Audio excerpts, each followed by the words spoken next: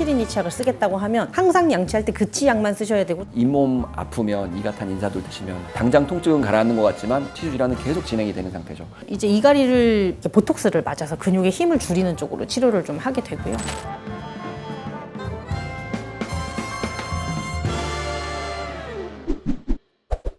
안녕하세요. 바른내일 교정치과를 운영하고 있는 치과교정과 전문의 정우영입니다.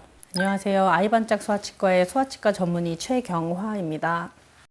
칫솔 교체 주기는 두 분은 얼마 만에 하세요? 저는 굉장히 많이 자주 교체하는 편이에요. 저는 한 1, 2주마다 한 번씩 교체하는 편이고 그렇기 때문에 그래요? 칫솔을 한 번 살 때 굉장히 많이 사요. 그래요? 쟁여놓고 써요. 몰랐네.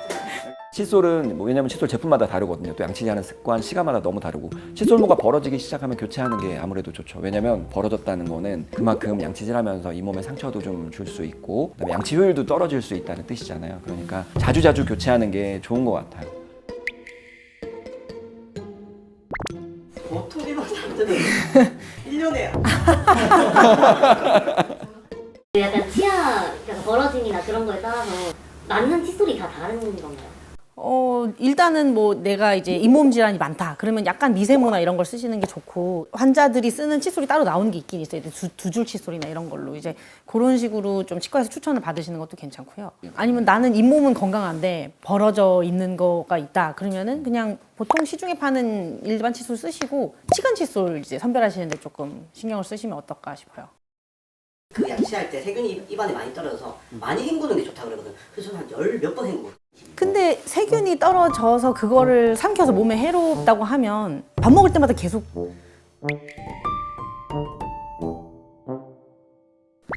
흡수가 되는 거니까 헹궈낸다고 그 떨어진 세균이 뭐 빨리 배출이 된다 이렇게 생각하실 수는 없을 것 같고요. 불소가 좀 더 입에 오래 남으려고 하면 아무래도 많이 헹구시는 것보다는 덜 헹구시는 게 좋지 않나. 물만 낭비를 했네.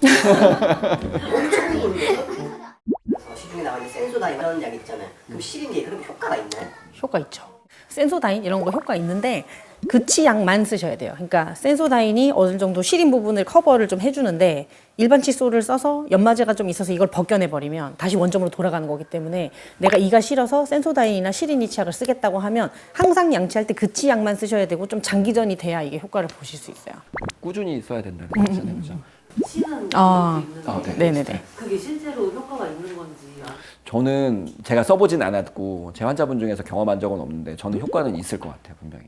국소적으로 치아 표면에 딱 이렇게 작용을 해서 약간 더 농도 높여가지고 좀 작용 시간 늘리고 이렇게 하는 거잖아요.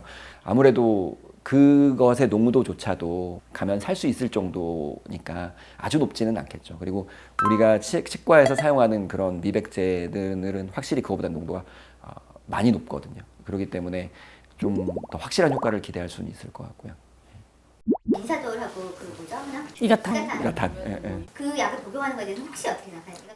제가 알기로는 그런 성분들은 주로 소염제 성분인 걸로 알고 있거든요. 잇몸 아프면 이가탄 인사돌 드시면 염증을 가라앉혀 주니까 통증도 줄어들고 붓기도 좀 가라앉는 효과가 있어요. 문제는 그걸 먹으면 일시적으로 통증이 좀 가라앉으니까 잇몸이 아플 때마다 그걸 계속 드시는 거예요.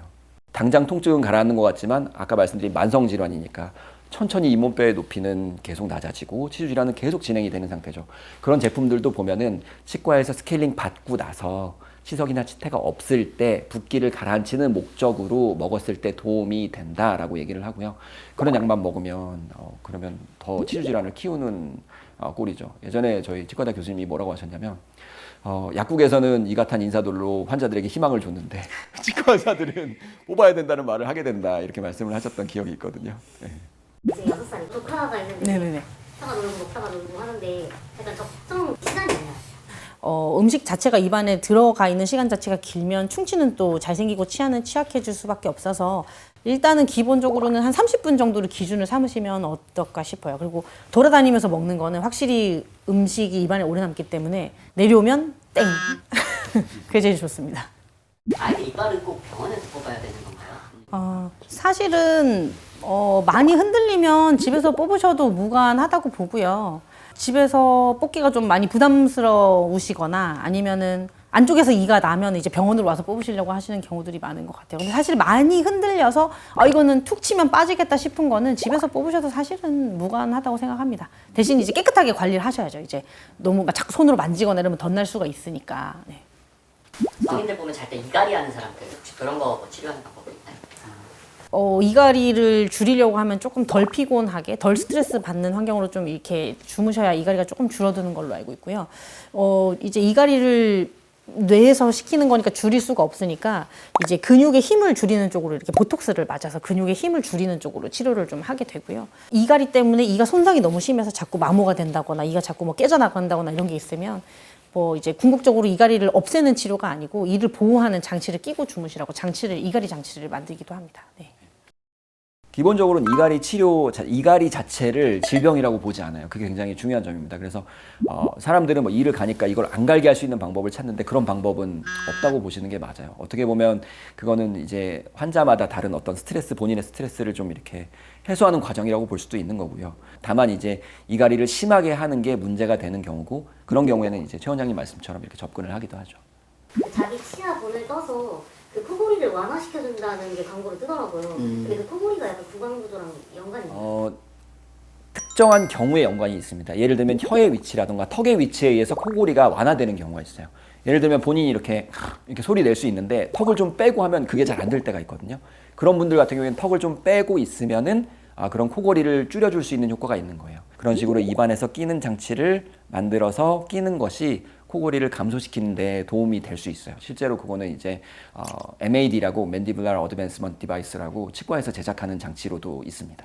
그래서 그거를 평소에 한번 이렇게 테스트를 해보시는 거예요. 이렇게 본인이 해보고 이렇게 해서 코골을 골 수 있는데 만약에 턱을 좀 이렇게 빼서 물었는데 이게 안 된다. 그러면은 그거는 한번 해볼 수 있는 거죠.